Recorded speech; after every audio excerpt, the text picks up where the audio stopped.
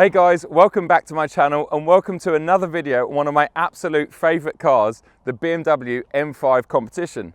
Before we start the video, I just want to say a massive shout out and thanks to all of the support I've had in 2020 so far. The amount of new subscribers, the amount of views on my videos, the amount of positive comments have just been amazing, so I really appreciate it. While we're on that subject, I would urge any of you that haven't already to press the subscribe button and the bell icon. The more subscribers I've got, the more manufacturers I can approach, the more cars I get hold of, and the more content I can shoot. So it's a two-way street. It literally costs you nothing to press the subscribe button. Why not follow me on Instagram? You'll get to see my daily stuff. You get to see my live Instagram stories. You also get to see what I've got coming up on my channel. So when I go and pick up cars like this M5 Competition, you'll know about it probably a week or so before the video goes onto YouTube. You might be wondering why I've got another M5 Competition and why I'm shooting another video on it. Well, it's quite simple really. Exactly a year ago, I had a blue M5 Competition and that car produced quite a lot of views on my channel. So not only did I love it, but obviously a lot of you guys and girls did too. In fact, I did two videos and they're both approaching 150,000 views each. The sexy one that I shot was exactly here, exactly a year ago with my good friend Patrick, who's not here today, so I'm on my own. So the footage is definitely not going to be anywhere near as good. I've got a camera on a tripod there and one on the floor over there. But that's just how you deal with things when you shoot things alone. I didn't think the BMW UK had any more M5 competitions in their fleet because it's been around for over a year now. But just before Christmas, BMW UK contacted me and said, we have one back in our fleet and it's got a few nice M Performance toys in it. Would you like it in the new year?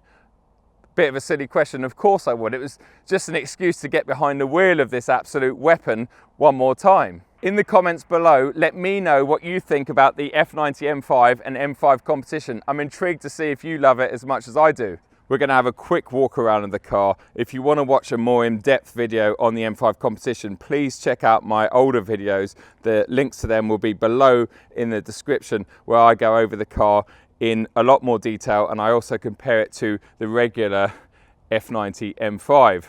What we're going to talk about and focus on here on the external of the car is the M Performance accessories that are fitted to it. So starting around the front, we have what they call the carbon fiber splitter, although to me it looks like just a couple of carbon fiber canards because there's nothing in the middle.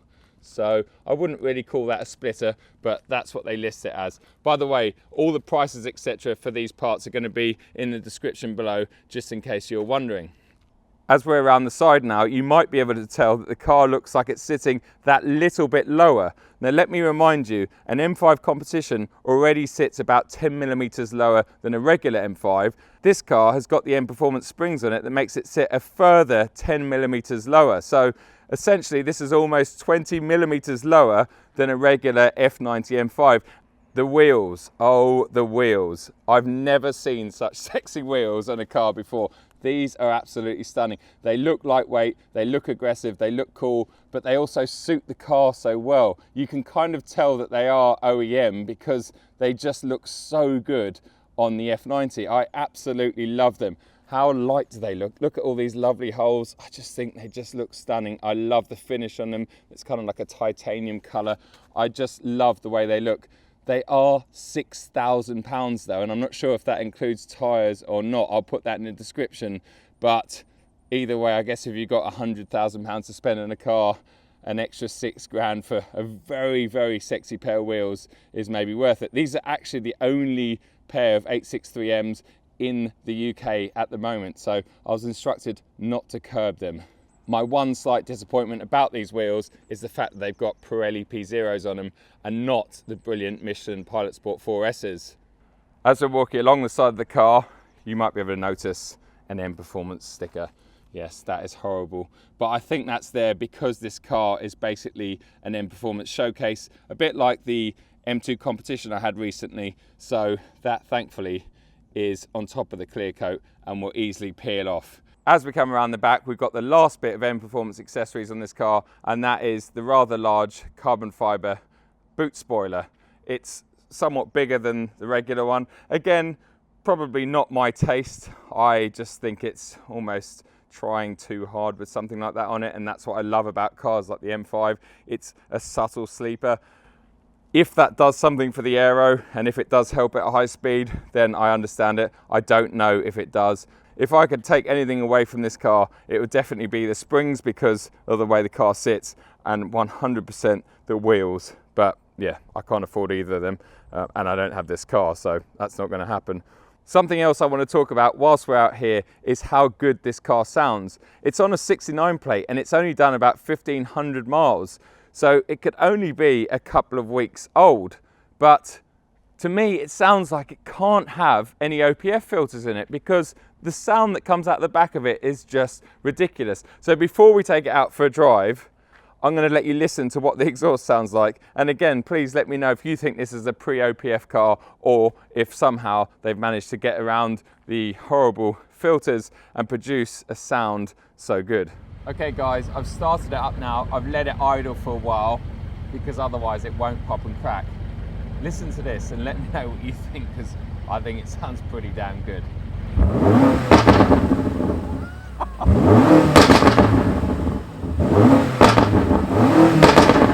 Insane. Wow, that's pretty good sounding considering we're in 2020 and this is a brand new car.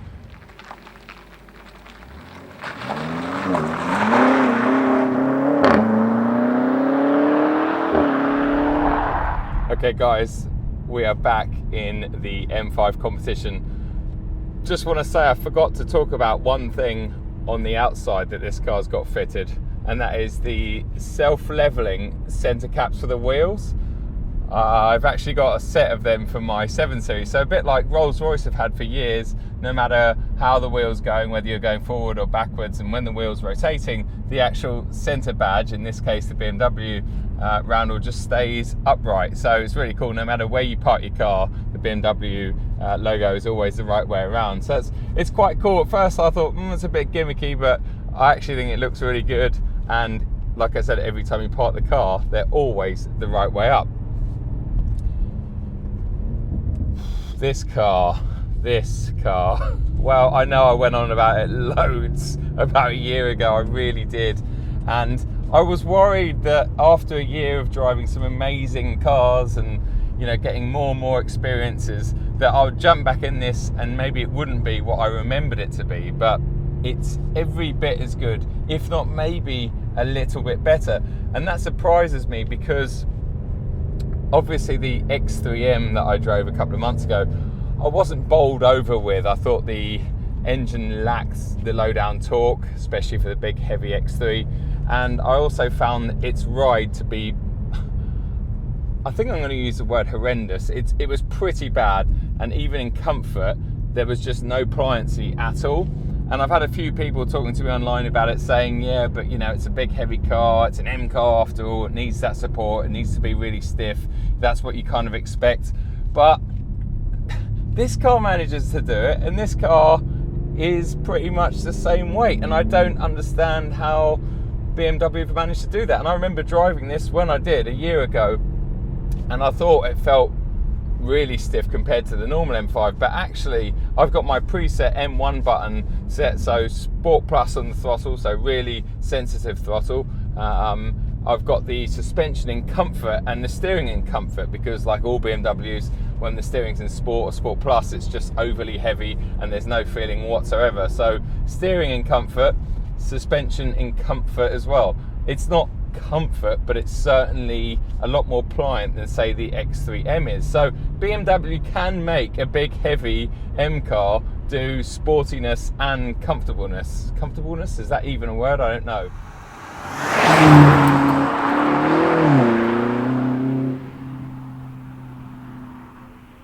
These are my favourite seats. They were a year ago, they are now.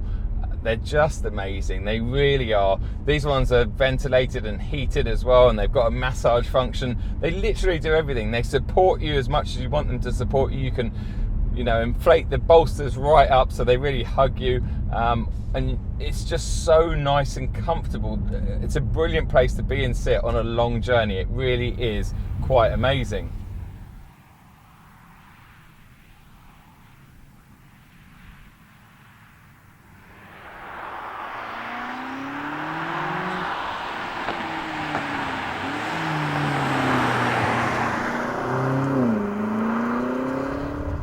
G35 series is about to have a midlife facelift, or an LCI as BMW call it.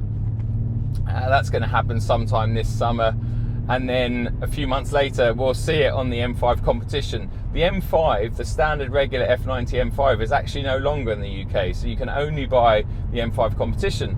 But what I have heard rumours of, now this is not gospel, but I've heard rumours that they might bring out an F90 M5 CS.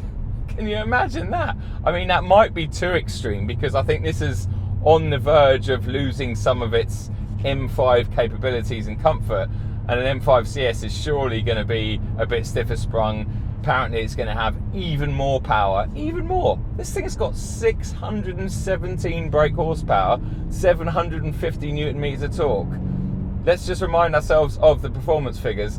0 to 62 in 3.3 seconds, and pretty much anyone that's timed one of these cars with GPS, they're looking at 3 seconds flat, and some people have got it into the 2.8s and 2.9s, and I have no doubt believing that, because it is mental, the acceleration of this car, and it pretty much does it everywhere. It's 4 degrees outside. The roads were a bit icy earlier on, so I decided to do some of the external shots and let the roads thaw out a bit, because there was a lot of black ice. But even in the black ice, and even with these fairly average P0 tyres, it just lays down grip so effortlessly and fires you down the road so easily.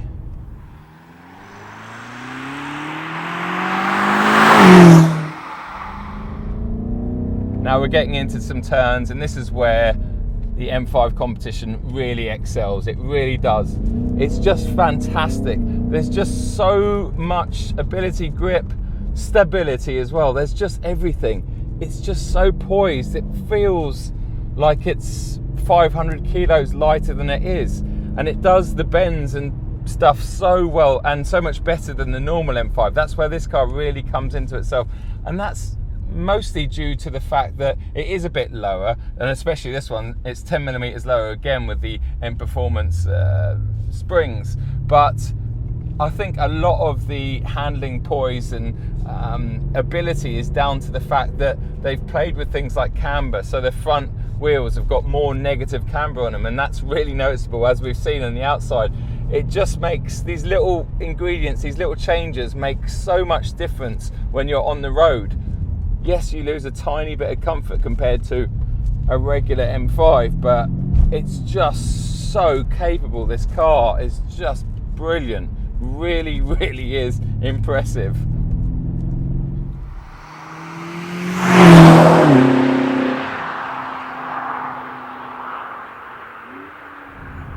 Probably a nice little straight to demonstrate what launch control is like. So let's hold it on the brake.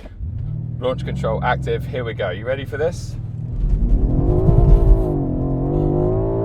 Oh, and there's 60 miles an hour in the slickest of slick conditions. Oh, wow, there's literally zero heat in the tyres. It's just mind-blowing, and it never gets old. Talk of never getting old, that's the problem with a lot of fast electric cars these days. I've spent a lot of time in some of the Teslas recently. The really, really fast is at the P100D Model S. And yeah, the first couple of times you do an acceleration in it, it's mind-blowing. It really is. You know, it's quicker than this car, up to 60 miles an hour at least, and it feels quite amazing. It almost makes you feel a little bit sick. But once you've done it 2 or 3 times, it just gets boring, because there's no sound. You haven't got a 4.4 litre V8 twin turbo making sounds like this one does. I mean, you just don't have, and I really think that is half of the buzz and half of the experience of driving a car like this is the engine sound. If there was nothing, it would just be boring.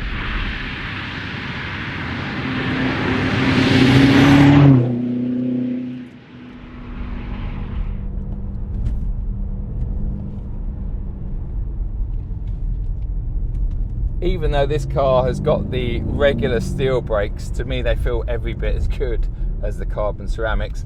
I'm sure out on track the carbons would come into their own, but on the public road at normal speeds they feel great. They've got loads of feel, and if not more feel and more consistent than the carbon ceramics, but I think most people buy the carbon ceramics just because they look fantastic, and I'll be the first to admit that they certainly look better than the regular steels. Oh, coming through here, isn't it just lovely? It is just so balanced and so capable. As you can see, I'm so excited about this car. I love it. I love it. I love it. I love it.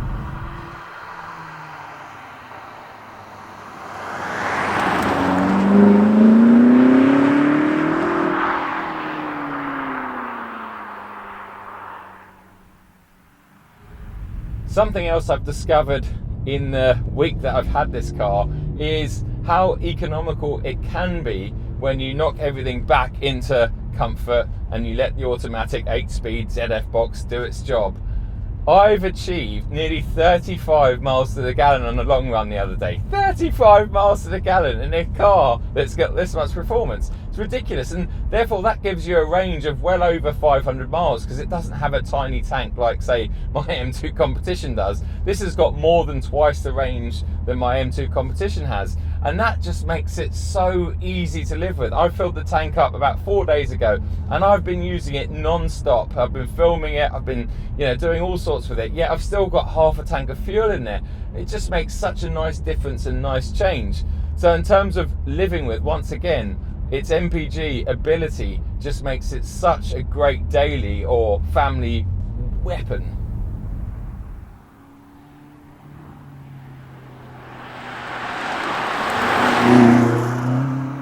Let's come up with a bit of a summary and a conclusion of the brilliant BMW M5 Competition a year down the track from when I first tried it.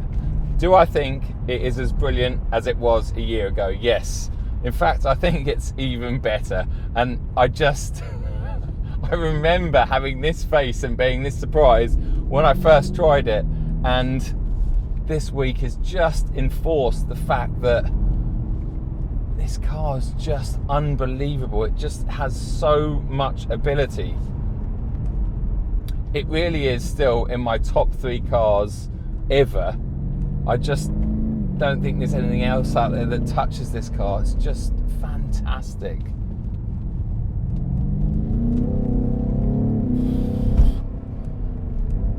I do want to mention Alpina quickly, because obviously they've got the brilliant B5, and not only do they have the B5, but they also make the B5 in a touring and estate, which BMW don't do with, well, any of their M cars, unfortunately.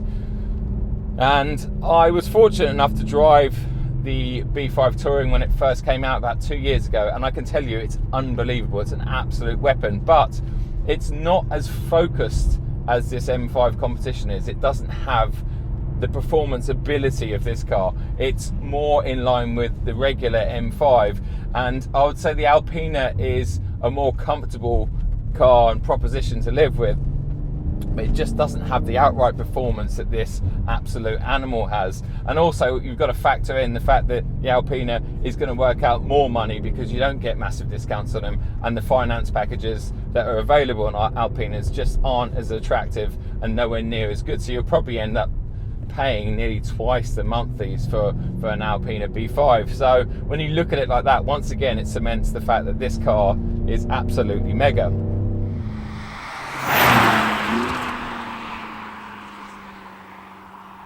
Guys, thanks a lot for watching this video. Give us a thumbs up if you enjoyed it, and leave any comments and questions below.